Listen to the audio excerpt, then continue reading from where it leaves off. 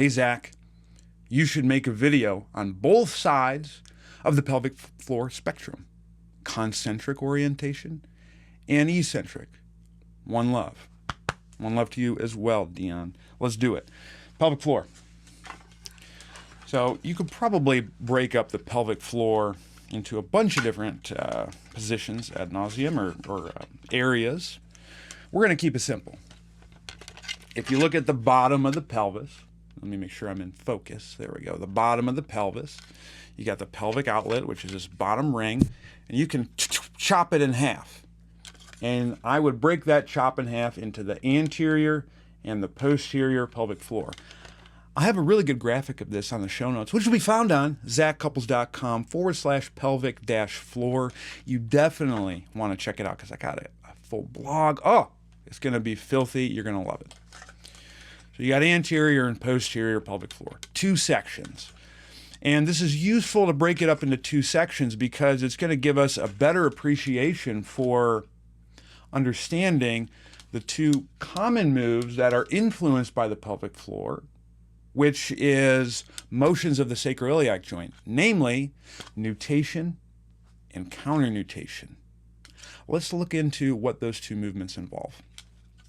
So when we're talking about nutation and counternutation, we're talking about movement at the SI joint, so sacroiliac joint. So you got your sacrum, this big bone right here. That's like a triangle shaped, an upside down triangle. And then you got your innominate. That's the other side of the bone. That is the SI joint. Now, folks, I'm going to move this for dramatic effect, but there's only about 2 millimeters of motion in the SI joint. But that said, that doesn't mean that the muscles of the pelvic floor don't create a pull action on these bones. Just because it doesn't move much does not mean the pelvic floor muscles are not active. Let's now dive into the two moves that happen at your pelvic floor. The first one is going to be nutation of the sacrum. And what sacral nutation is the sacrum tips forward like that. And when the sacrum tips forward, the innominates, your big pelvic bones, those are going to rotate posteriorly. So you got sacrum forward, innominate rotating posteriorly. The combination of those two bones moving is equivalent to sacral nutation. If we look at this from a pelvic floor perspective, if I tip the sacrum forward, now you're looking at the bottom of the pelvic floor, you can see that the coccyx moves away from the middle. The coccyx is your little tail right there. If the coccyx moves away from the middle, that means that muscles on the pelvic floor from the posterior aspect, so middle back, have to stretch or elongate or eccentrically orient or contract to be able to make that happen. So when I nutate the sacrum, the posterior pelvic floor has to become eccentric.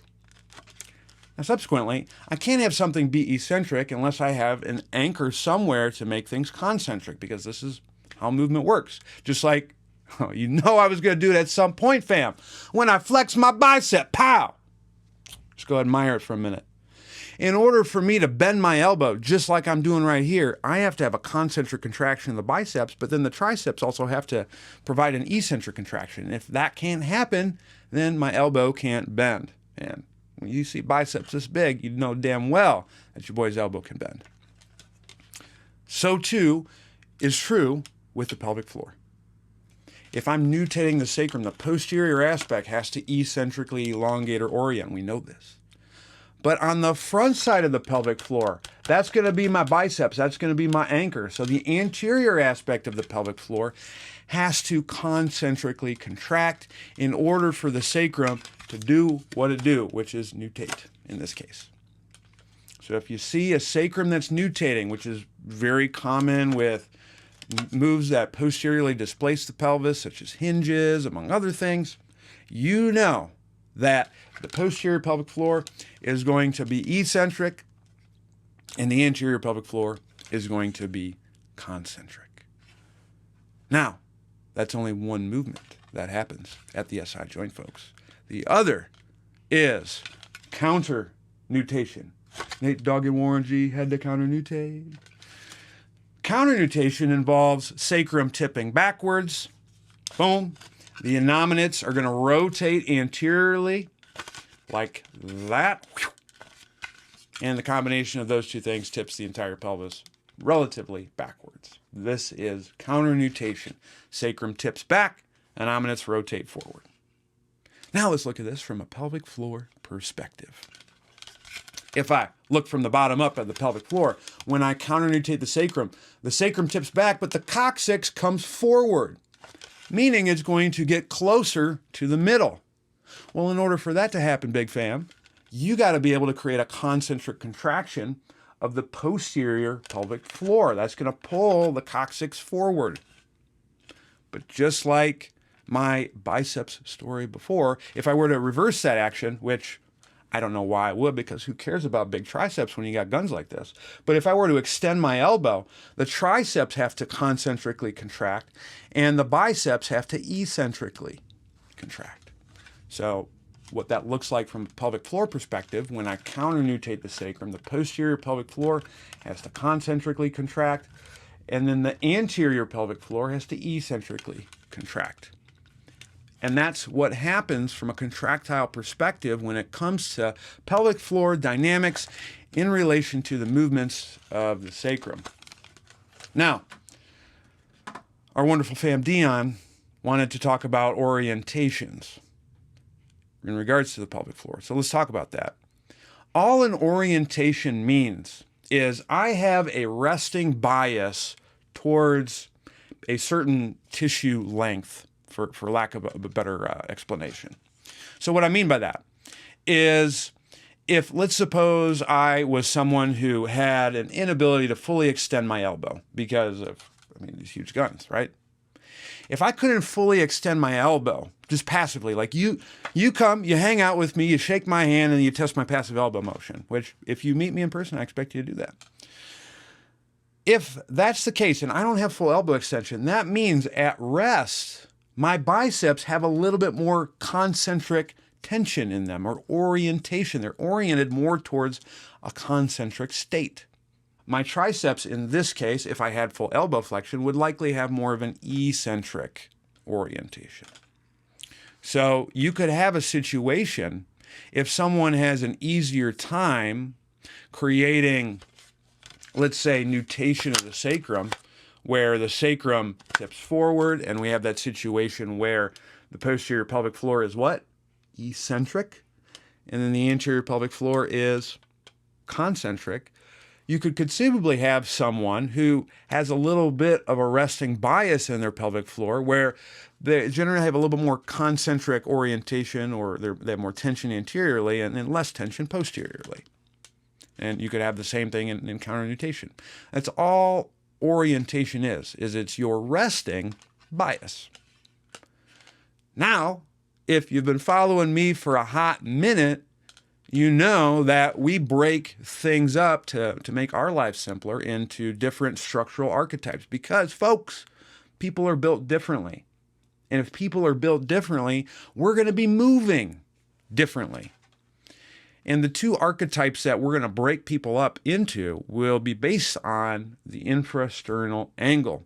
For those of you who don't know what the infrasternal angle is, well, we'll bring my dear friend Freddie Ribs up front and center.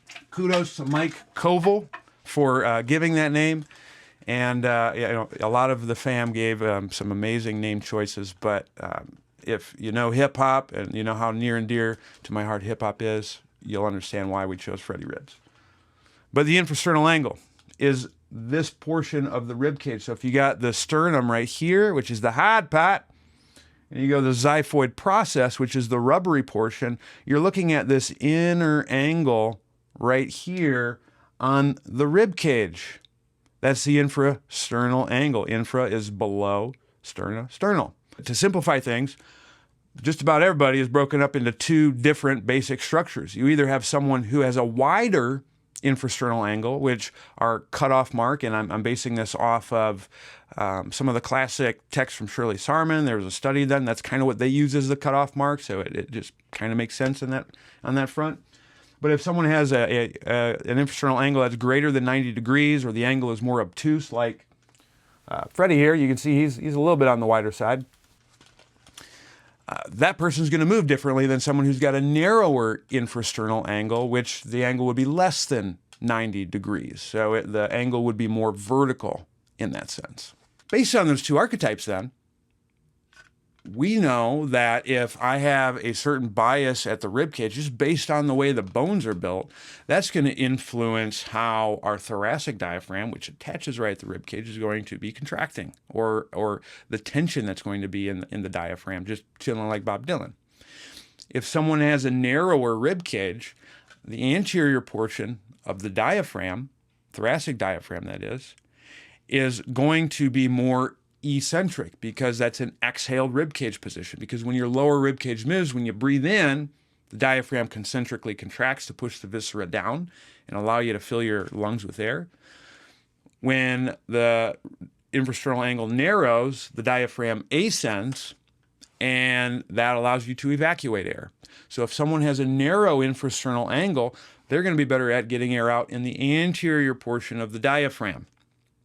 And therefore, the anterior portion of the diaphragm is going to be eccentric. The posterior, subsequently, is going to be concentric. So there's going to be a difference front to back in terms of how the diaphragm descends.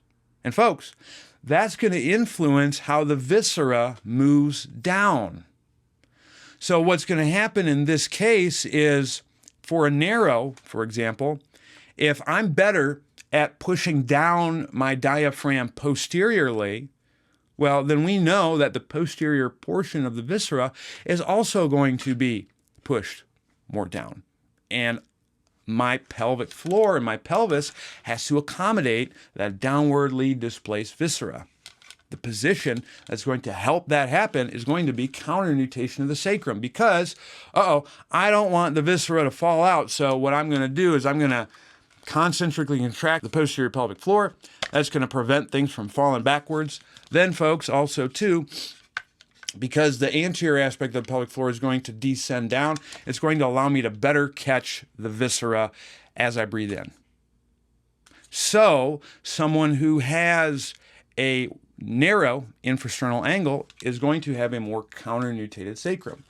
And the horrendously convenient thing about this is the pelvic floor contractile bias or orientation for a narrow concentric back, eccentric front, is going to mimic what happens upstairs in the thoracic diaphragm. They're also, at the thoracic diaphragm, more concentric back, eccentric front. You can imagine then that for a wide infrasternal angle, it's going to be the exact opposite. So if someone who's wider, they're going to have a thoracic diaphragm that's more concentric in the front and eccentric in the back. That's going to modify how the viscera is pushed down. So you're going to have more front aspect of the viscera being pushed down.